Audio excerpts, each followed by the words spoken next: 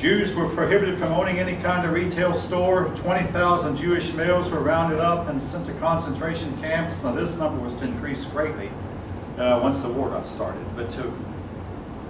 And again, a lot of Jews who were not able to leave committed suicide. And I've often wondered, what if I were living in Germany? What if I were a Jew and found myself all of a sudden taxed, everything I owned taxed away from me?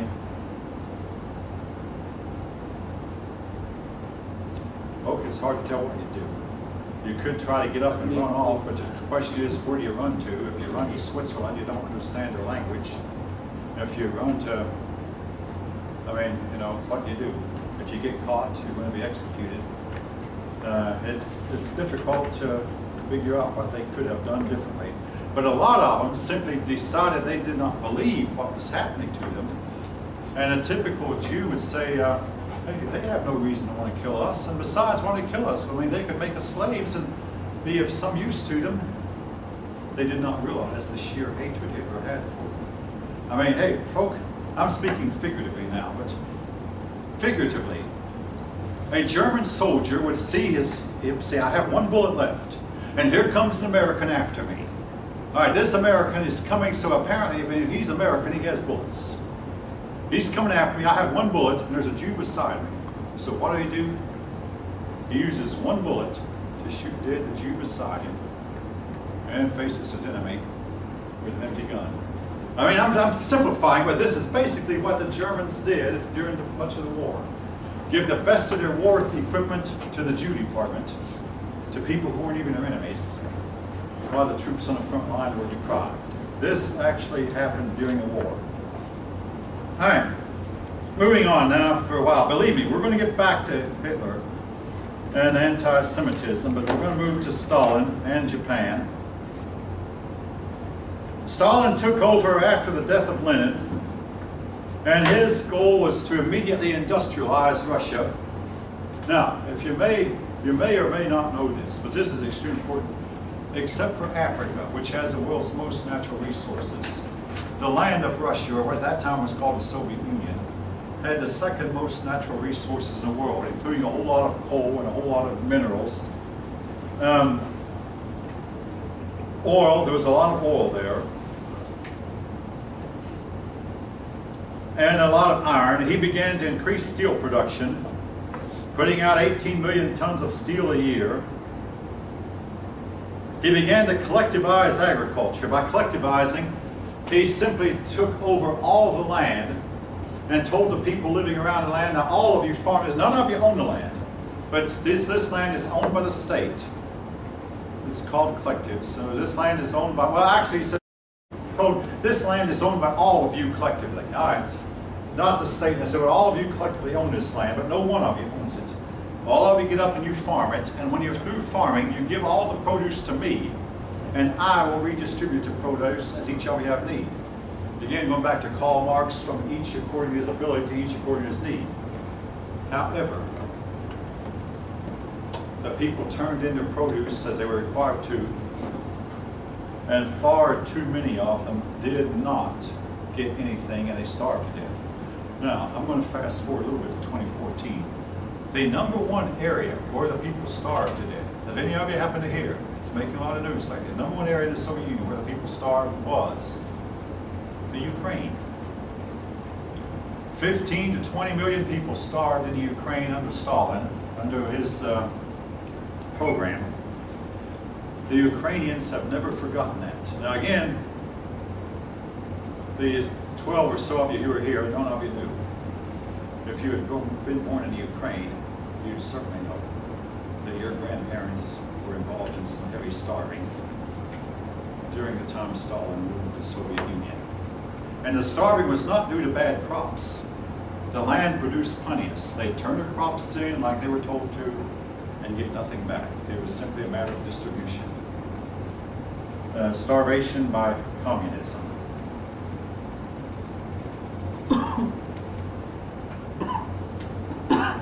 Your book mentions how that Stalin did not peasant to starve the peasants, especially in Ukraine. I didn't realize, this is right here at the top, at about page 731. Starve them, especially in the Ukraine.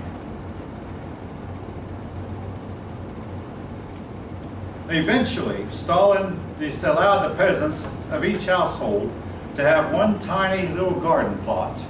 Now you might be surprised, folks, at how much a garden the size of this classroom can produce. It can produce enough food to feed a small family for several weeks. But nevertheless, he allowed them to have that one small plot. And it's known that the people of Russia would spend more time tending the plot they're allowed to have than they spent tending the collective farm. Your book mentions that at least 10 million peasants died. Now, we're having a difficult time determining how many. Just a couple days ago, I did some research on Stalin before this lesson. And one source will say one thing and one another. For many years, Russia did not allow reporters to come in. Now they've opened up, and right after the Cold War ended.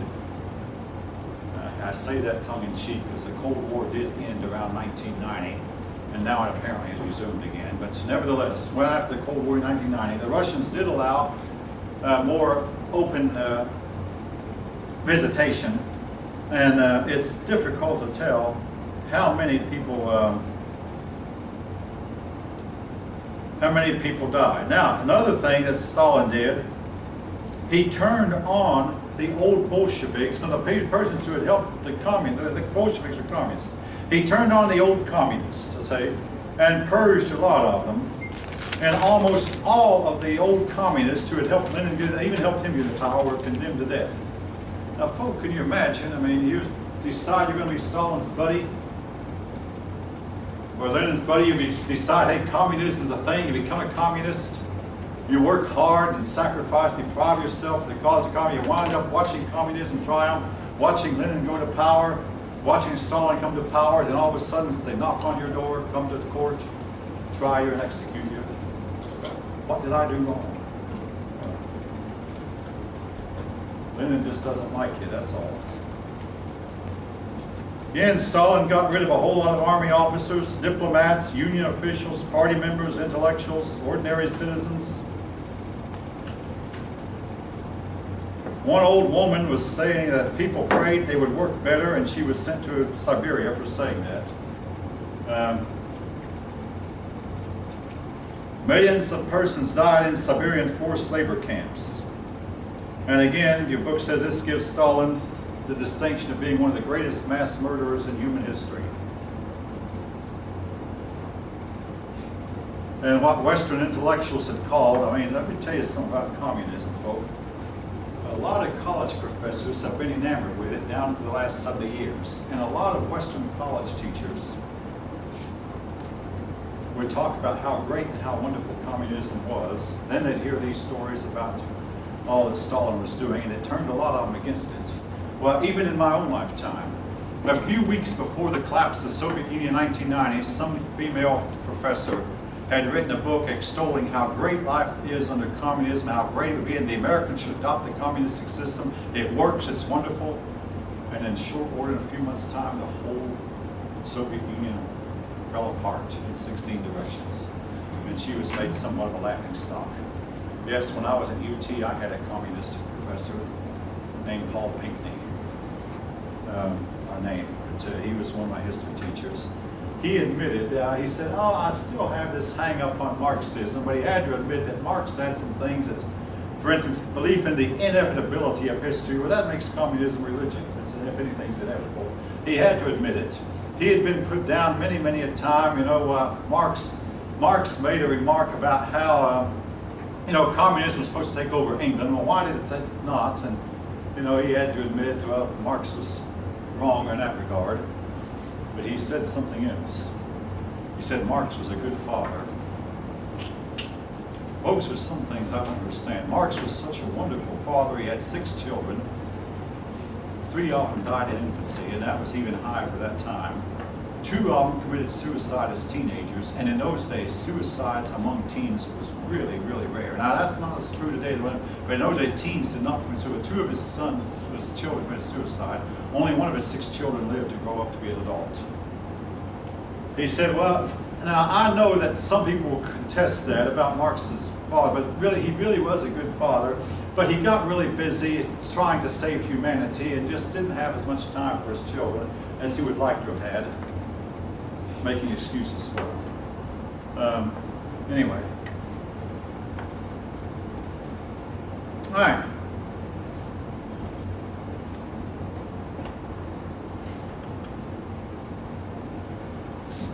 Stalin did want to improve his people in technology, so he had a program to where an outstanding young scholar could receive a higher education in engineering. You know, as if you could convince him you could do the math. But now what this did to a young man,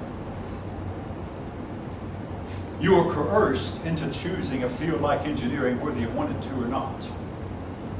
And you were given, at the end of your high school, you were given a test, a series of tests to determine whether or not you went to college.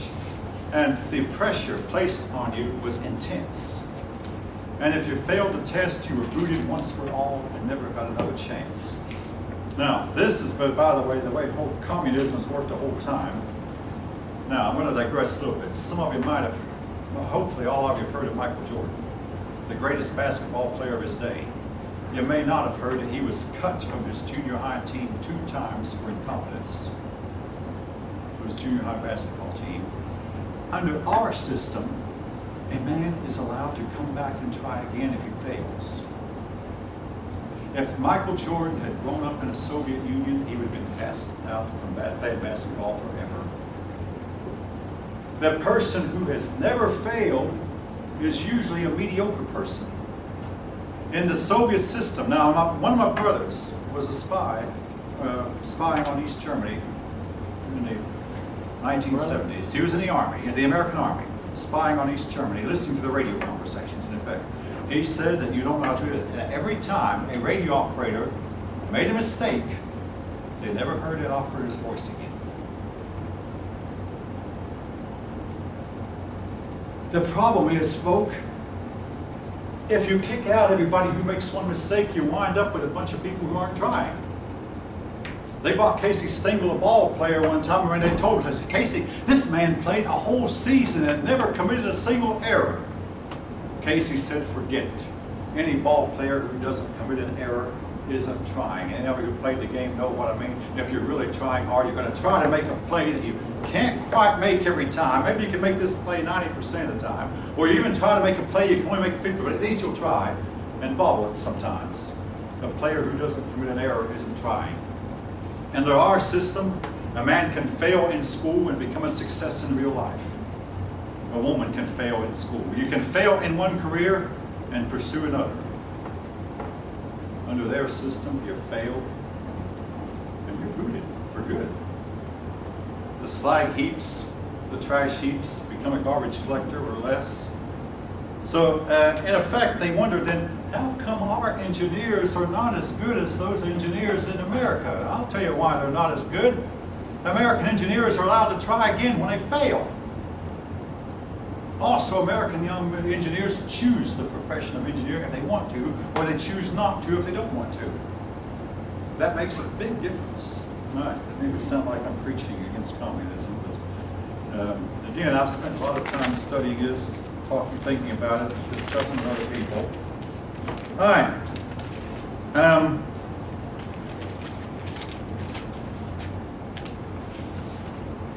Again, we're going to be talking more about the Russians throughout the rest of the chapter. But we'll move on to Japan. Tell you what, though, I recall talking to my department head one time who said, I don't know what to do when I have about 5 minutes left and hit a topic. It's going to take 7 minutes. I'm going to hit on to Japan a little bit. During this time, Japan, like Germany and like Italy, like Russia, began to become more and more militaristic and more dictatorial. Just notice that trend. And they began to build up their war machines, and again in preparation for taking over the Far East. And they knew that the United States would oppose them, and they had to figure out how to get the United States off their path, but they would eventually take care of them. But the idea was to create a super nation in the Far East that would dominate Eastern markets and subjugate everybody else except for the Japanese, basically Japan on top, and the Philippines, the Koreans, the Chinese, the people of India, the Indonesians, the Australians, all would be subjugated by the Japanese. Asia for the Asians was, they basically also wanted to kick Europeans out. And by Europeans, that included the United States. They wanted to kick the United States out of the Philippines, the French out of Vietnam, the Dutch out of Indonesia, the British out of India, the British out of Australia, the British out of New Zealand, the French out of all of Indochina, not just Vietnam. And they had seen the Germans largely kicked out of the Far East, but they wanted to kick the rest of Europeans and Americans out also. Okay, we'll talk about the path to war next time.